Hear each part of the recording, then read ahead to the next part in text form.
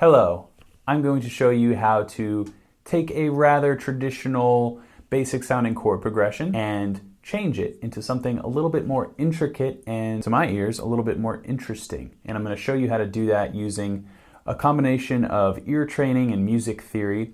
A lot of the terminology I'm going to be using is covered in my course, Guitar Super System Level 1 and Level 2, linked down below if you're interested in checking that out. I'm going to start by showing you a basic chord progression that we're going to work with and transform throughout this lesson. So here's the chord progression that I'm going to use in just kind of like a free flowing rhythm. This is a traditional basic open chord style progression.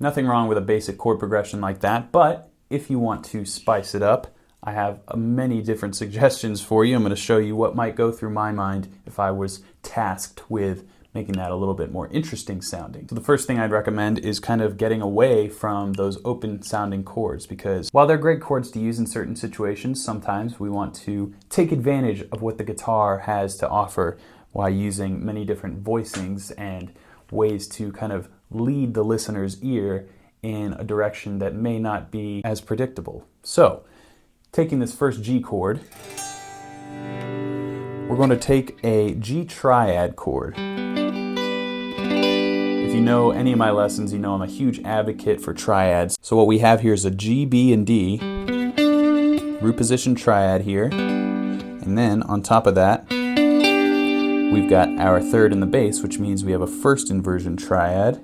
And then on top of that, we've got our fifth in the bass, which is a second inversion triad. So stack all those up. This is a nice arpeggio shape too. So that is going to be our starting place instead of that. And to move along here, we have our E minor chord next. I'm going to start here on the 7th fret, and what I like to do is kind of be liberal with my voicings. It doesn't necessarily have to pertain to the diatonic key, and what I mean by that is regularly in the key of G major, which is what this chord progression is based out of, we would have just an E minor 7 as our 6th chord, but I am going to turn this into an E minor 7 sharp 5. And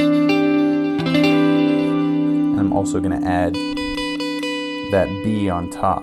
So that adds a little bit more of an airy character to this chord progression. I love this voicing. So instead of this, we end up with this.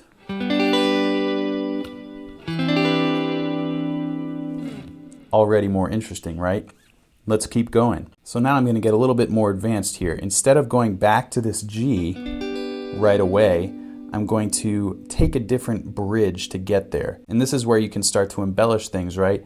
As long as you are playing through the chord changes, you can add or subtract what you'd like. After all, there are no rules in music. So instead of doing something like this, like our original progression would insinuate,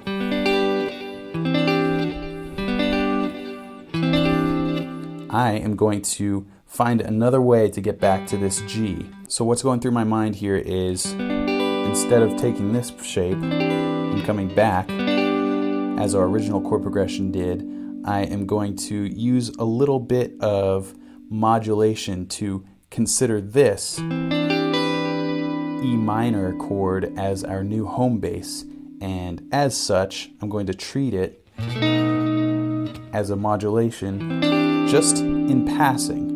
So I know this sounds a little complicated, but the way I'm thinking of this is in E harmonic minor. So this chord here, the E harmonic minor sound would sound something like this.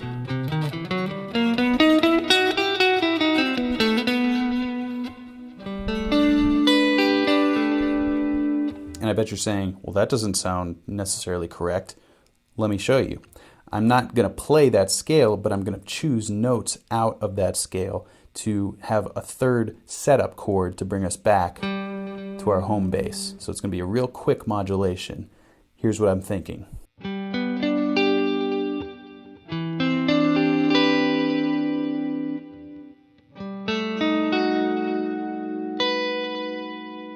Right?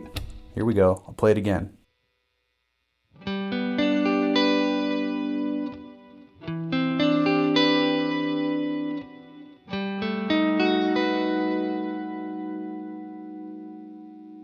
It sounds kind of unresolved, right? But it doesn't necessarily sound all the way out of the key. It doesn't take your ear all the way out like something like that would do, right? It's still kind of what's going to happen next. So this is really pulling our ear back to something like this, which is our G chord. That's our home bass. So remember, we started with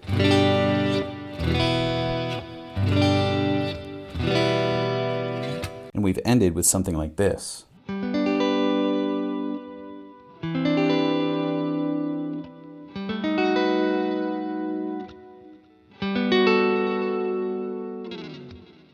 And I didn't actually mention, this is a G chord, a G major 9. So we have a G and then our third B. This is our major 7, and then there's the 9.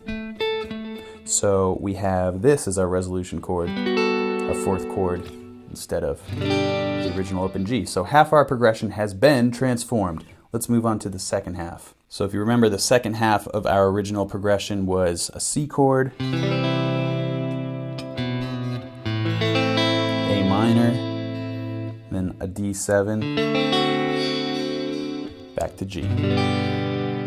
That's pretty traditional sounding, right?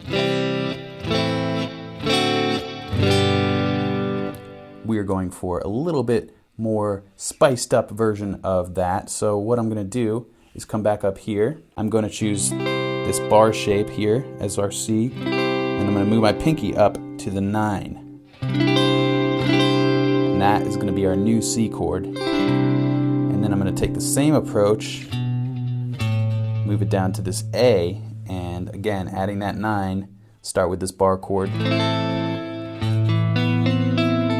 really love that dissonant relationship between the D and G strings with this type of voicing. So again, so another look at this.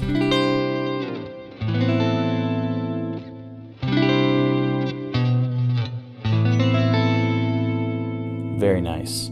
Now, instead of going straight to this resolution chord, the 5 chord in this diatonic key of G, let's set it up with something a little bit more interesting, maybe the 7th chord of the scale, which would be an F sharp minor 7 flat 5. We can choose this voicing, a little less muddy up here, and come back to this chord. And I'd probably perform this type of turnaround in the same measure so as not to throw off the harmonic rhythm, so it would be a bit more quick than the other chord changes. Something like, or. So let's hear how the second half works together with the new chords.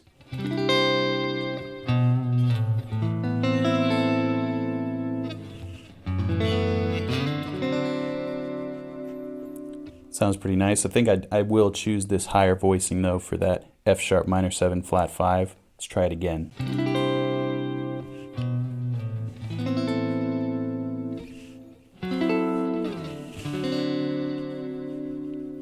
And now we just need an end voicing for our home bass. How about a nice G major 7? Maybe something a little cooler. So we started with this.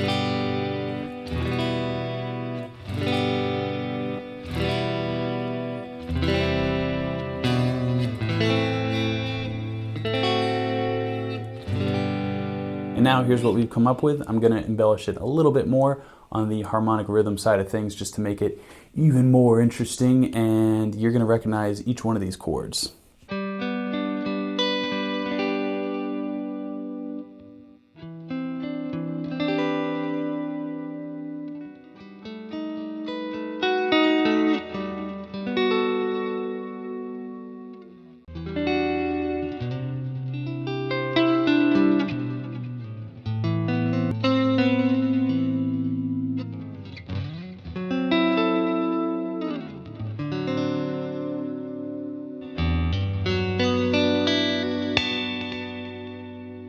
I think one of the coolest parts about playing music and writing music is taking something seemingly simple and really expanding on it and making it your own. You heard all the bones of our original progression, but using a little bit of knowledge of different chord shapes and how different chords work in just the major scale, really, a little bit of harmonic minor.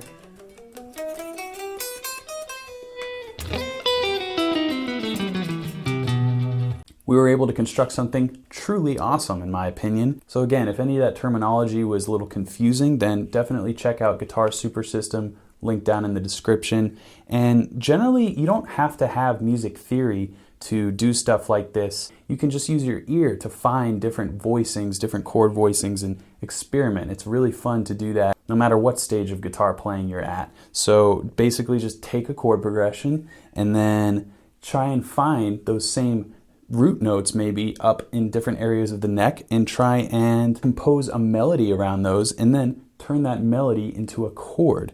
So with those first few chords, you could really think about it like this. And then resolve. So composing melodies underneath traditional chord progressions is a great way to find these intervals if you're not necessarily familiar with harmonic minor modes or major scale modes or even extended intervals over chords. So again, this is all learning experience in finding ways that different notes work together and make your ear feel good. So I hope you enjoyed this deep dive into turning a chord progression from something a little bit basic to something a little bit awesome. And until next time, keep shredding.